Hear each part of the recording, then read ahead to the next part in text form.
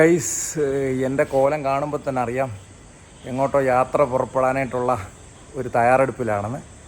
നമുക്കറിയാമല്ലോ, കഴിഞ്ഞ വർഷത്തെ പോലെ തന്നെ നമുക്കിപ്പം ദീപാവലിയൊക്കെ അടുത്ത് വന്നിരിക്കുകയാണ്.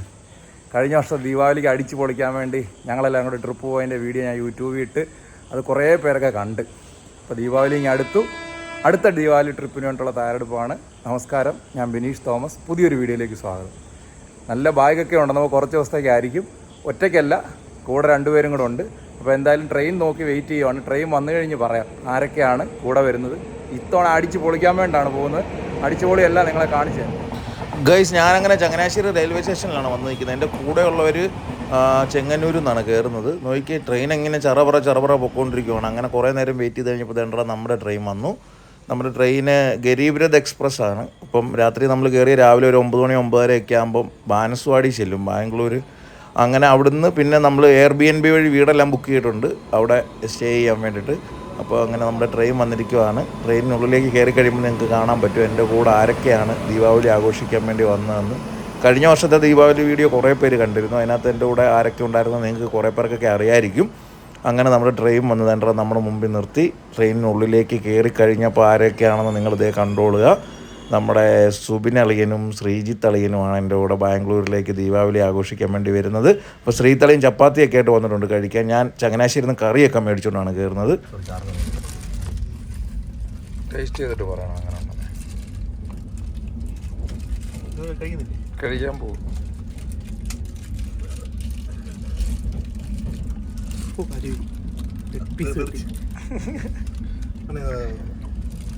ഇങ്ങോട്ട് വെച്ചു. കൊള്ളാവോ? അതുകൊണ്ട് അവിടെ നിന്ന് പോയി 2 ഓട്ടോ പിടിച്ച് ഞാൻ പോയത്.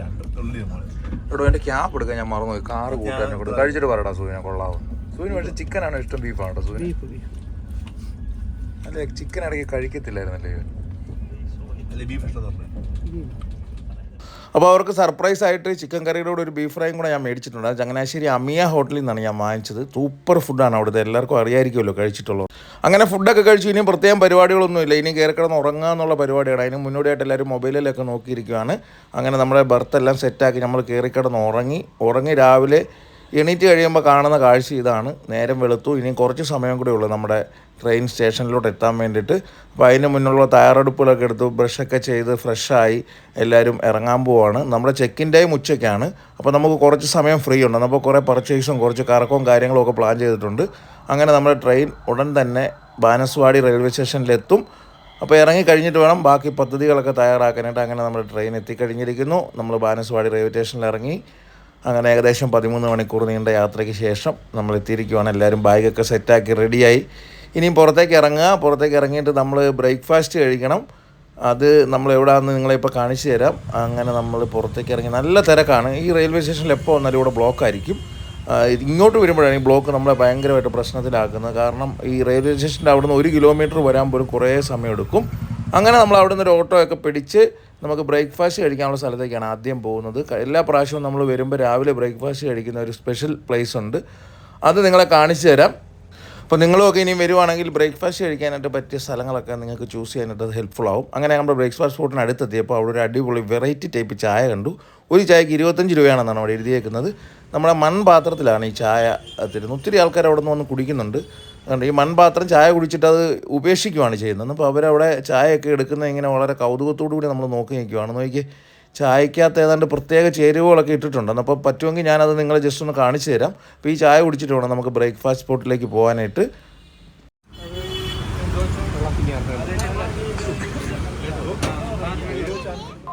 അങ്ങനെ വീണ്ടും ഇങ്ങനെ വരുന്ന ആൾക്കാർക്ക് വേണ്ടി ഒരു ചായ ഇങ്ങനെ തിളപ്പിച്ചുകൊണ്ടിരിക്കുകയാണ്. തേയില ഇട്ടു, പിന്നെ അവരുടെ എന്തോ പൊടികൾ, എനിക്ക് തോന്നുന്നു ഇഞ്ചി ചതച്ചതും എന്തെങ്കിലും സ്പൈസൊക്കെ ആയിരിക്കും ഇതിൻ്റെ കൂടെ ഇടുന്നത്. കുടിച്ച് കഴിയുമ്പോൾ നമുക്ക് മനസ്സിലാവും.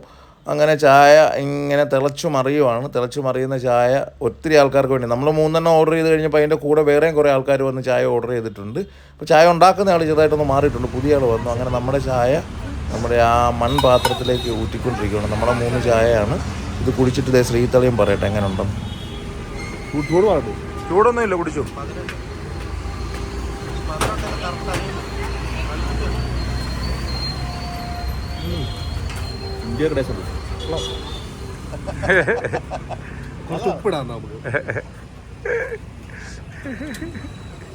അതിനുശേഷം നമ്മുടെ ബ്രേക്ക്ഫാസ്റ്റ് സ്പോട്ട് പൂജ ദോശ ക്യാമ്പാണ്. അടിപൊളി സ്ഥലമാണ്. 40 രൂപയ്ക്ക് 4 നല്ല ഉഗ്രൻ ഇഡലിയും 2 തരം ചമ്മന്തി സാമ്പാറും ഒക്കെ കിട്ടും. ശ്രീതളീനും സുബിനും ഇഡലി ഓർഡർ ചെയ്തു. ഞാനാണെങ്കിൽ ഒനിയൻ മസാല ദോശയാണ് ഓർഡർ ചെയ്തിരിക്കുന്നത്.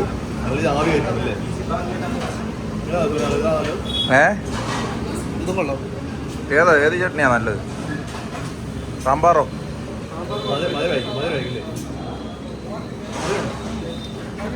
നമ്മളിവിടെ നല്ല മധുരമുള്ള സാമ്പാർ കഴിച്ചായിരുന്നല്ലോ. ഹലോ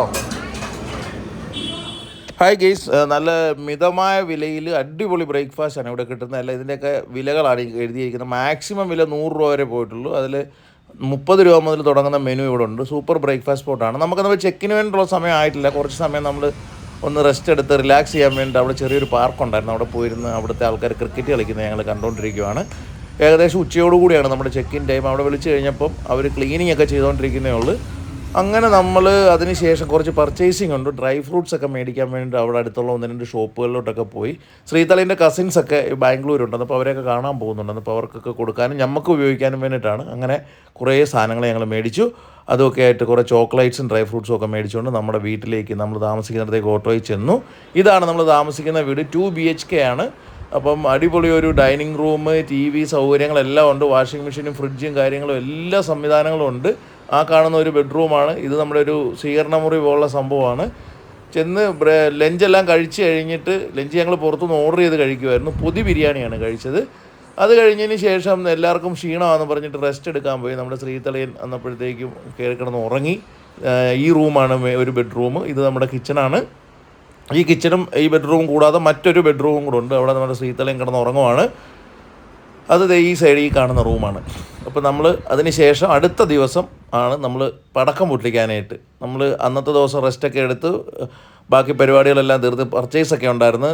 നമ്മൾ കുക്ക് ചെയ്തിട്ടാണ് ഫുഡൊക്കെ കഴിക്കുന്നത്. അതുകൊണ്ട് സാധനമൊക്കെ മേടിക്കാൻ പോയി. പിറ്റേ ദിവസം നമ്മൾ പടക്കം മേടിക്കാൻ വേണ്ടിയിട്ട് പോവാണ്. ഞങ്ങൾ കഴിഞ്ഞ വർഷം വന്നപ്പോഴും പടക്കം മേടിച്ചൊരു സ്ഥലമുണ്ട്, അങ്ങോട്ടാണ് പോകുന്നത്. അവിടെ ചെന്ന് കഴിയുമ്പോൾ ഞങ്ങൾ അത്ഭുതപ്പെട്ടു. അവിടുത്തെ പടക്കം മേടിക്കാനുള്ള തിരക്ക് കണ്ടിട്ട് നോക്കിയാൽ നമ്മൾ ക്യൂവിൽ കയറി നിൽക്കുവാണ്. മഴ കാരണം എല്ലാവരും പോയെന്ന് ഓടി. കഴിഞ്ഞ വർഷം ക്യൂ ഇല്ലാണോ? അല്ല, നമ്മൾ കഴിഞ്ഞ നേരത്തെ ഒന്നുമില്ല. ഇത്തവണ കഴിഞ്ഞ ഉച്ച സമയത്താണ് വന്നത്. അല്ല, തലേദിവസം നമ്മൾ എഴുതുന്നുണ്ട്. ഇന്നലെ ആയിരുന്നു ആള്. 2-3 ദിവസം പോയിട്ട് വന്നേ, 2 പ്രാവശ്യം അല്ലേ? ഒരു നിൽക്കുന്നുണ്ട് പഠിക്കോട്ടിരിക്കുന്നു.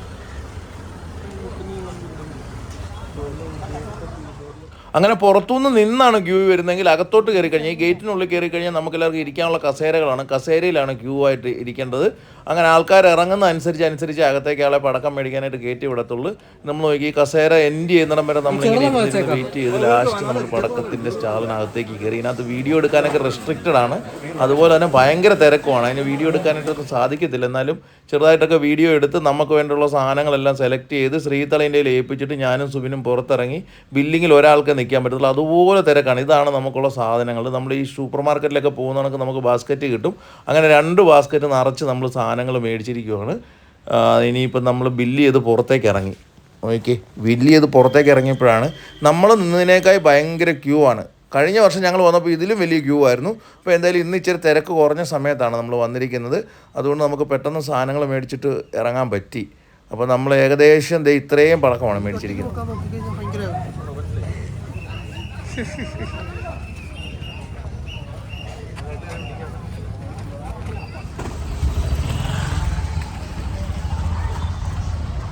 പടക്ക കമ്മിറ്റിയുടെ പ്രസിഡന്റായിട്ട് സുബിനെ തെരഞ്ഞെടുത്തിരിക്കുക കേട്ടോ. വെയിറ്റ് ഉണ്ട്, അതിനുള്ള സാധനമുണ്ട്. നമ്മൾ മേടിച്ച പടക്കം എല്ലാം കൂടെ റൂമിൽ വന്നു കഴിഞ്ഞ് താഴേക്ക് ഇറക്കി വെച്ചൊന്ന് ഡിസ്പ്ലേ പോലെ ഇങ്ങനെ ചെയ്ത് നോക്കി എന്തുമാത്രം ഉണ്ടെന്ന്. നിങ്ങൾക്കൊന്ന് കമൻറ്റ് ചെയ്യാൻ പറ്റുമോ ഇത് ഏകദേശം എത്ര രൂപയുടെ പടക്കം ഉണ്ടെന്ന്? ആക്ച്വലി ഇവിടെ ശിവകാശി എന്നുള്ള ഒരു കമ്പനി ഡയറക്റ്റ് സപ്ലൈ ചെയ്യുന്നതുകൊണ്ടാണ് നമുക്ക് കുറച്ച് വില കുറച്ച് കിട്ടിയത്. നാട്ടിലാണെങ്കിൽ ഇതിൽ അത്യാവശ്യം നല്ല പൈസയുടെ പടക്കമുണ്ട്. ഇത് ആദ്യത്തെ ദിവസത്തേക്ക് മാത്രം നമ്മൾ മേടിച്ചിരിക്കുന്നതാണ്.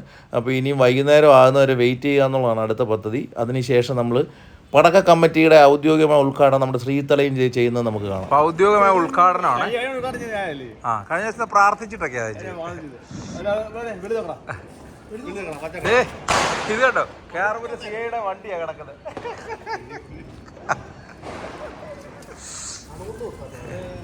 പൊട്ടിച്ചോളാം, പുള്ളി ഓക്കെയാ. ദൈവമേ,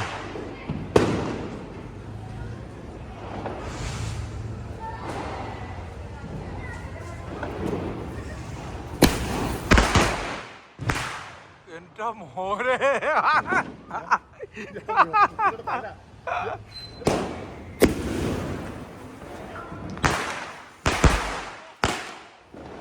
എറിഞ്ഞു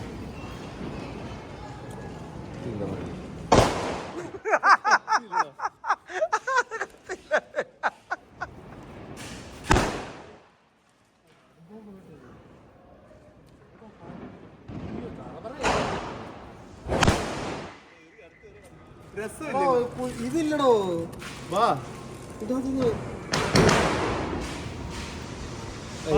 കത്തിച്ചു കൊടുക്കട്ടെ എനിക്ക്.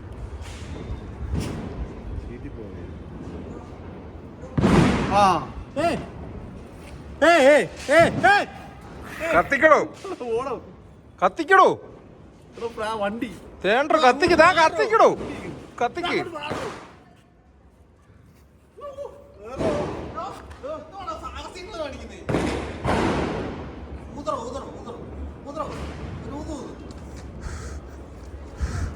ഇല്ലടോ ഇല്ല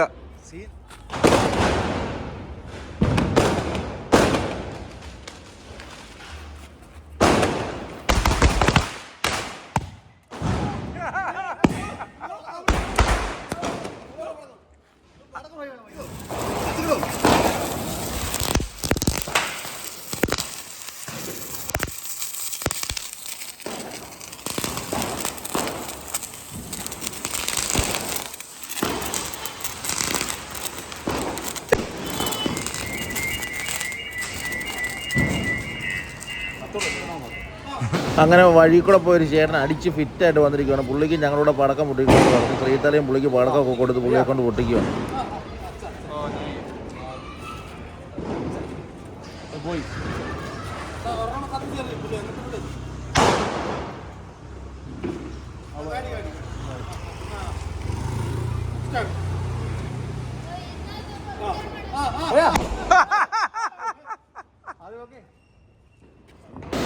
അങ്ങനെ കേസ് താഴെയുള്ള പടക്കം പൊട്ടിയിട്ട് കഴിഞ്ഞ് ഇനി ടെറസിൻ്റെ മുകളിലേക്ക് കയറുവാണ്. ഇടൂ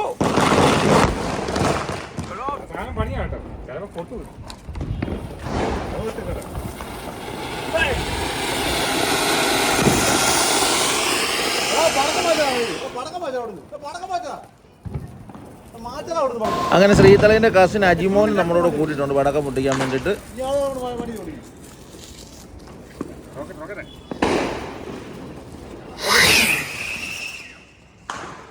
അജിപ്പാനെ പൊട്ടുന്നില്ല അജിപ്പാനെ പൊട്ട എന്ന് പറഞ്ഞോ ചെറിയ സാധനം പൊട്ടത്തോ റോക്കറ്റ് ബോംബ്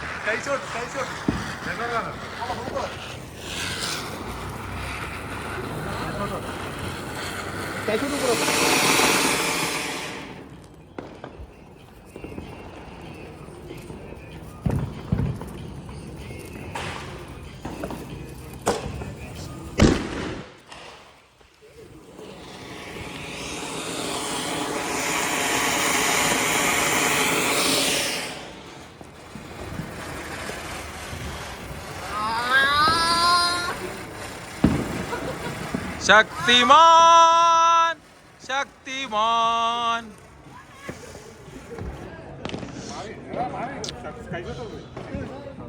വാണം കത്തിക്കും ഈ വാണം കത്തിക്കുന്നത്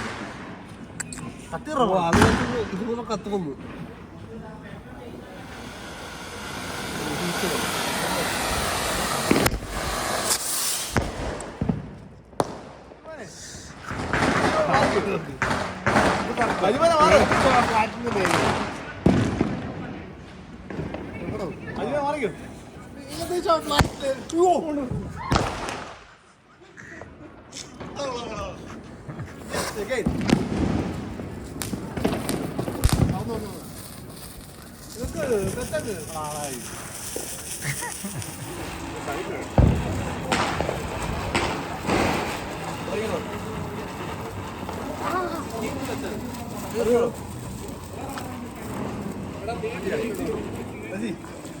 घरे पोहतीरा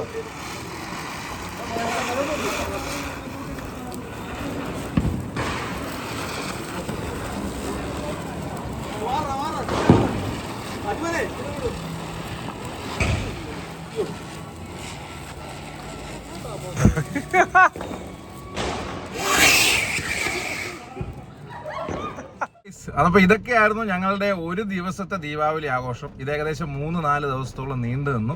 പടക്കം തീരുന്നതിനനുസരിച്ച് പോവുക, മേടിക്കുക, പൊട്ടിക്കുക, അടിച്ച് പൊളിക്കുക, ഇങ്ങനെയൊക്കെയായിരുന്നു. അപ്പോൾ നിങ്ങൾക്ക് എല്ലാവർക്കും വീഡിയോ ഇഷ്ടപ്പെട്ടു എന്ന് വിചാരിക്കുന്നു. ഇഷ്ടപ്പെട്ടെങ്കിൽ ലൈക്ക് ചെയ്യുക, ഷെയർ ചെയ്യുക, സബ്സ്ക്രൈബ് ചെയ്യുക, സപ്പോർട്ട് ചെയ്യുക. നമ്മുടെ ലൈഫുമായിട്ട് ബന്ധപ്പെട്ട് നടക്കുന്ന എല്ലാ പരിപാടികളും പറ്റുന്ന രീതിയിലൊക്കെ വീഡിയോ ആയിട്ട് ഇൻട്രസ്റ്റിംഗ് ആയിട്ട് കൊണ്ടുവരാനായിട്ട് ശ്രമിക്കുന്നു. ഇതിനുശേഷം നമ്മുടെ തായ്ലൻഡ് വീഡിയോ നടന്നുകൊണ്ടിരിക്കുമായിരുന്നു, അത് കണ്ടിന്യൂ ചെയ്യും. അപ്പം മറ്റൊരു വീഡിയോ ആയിട്ട് വീണ്ടും കാണാം. Bye bye.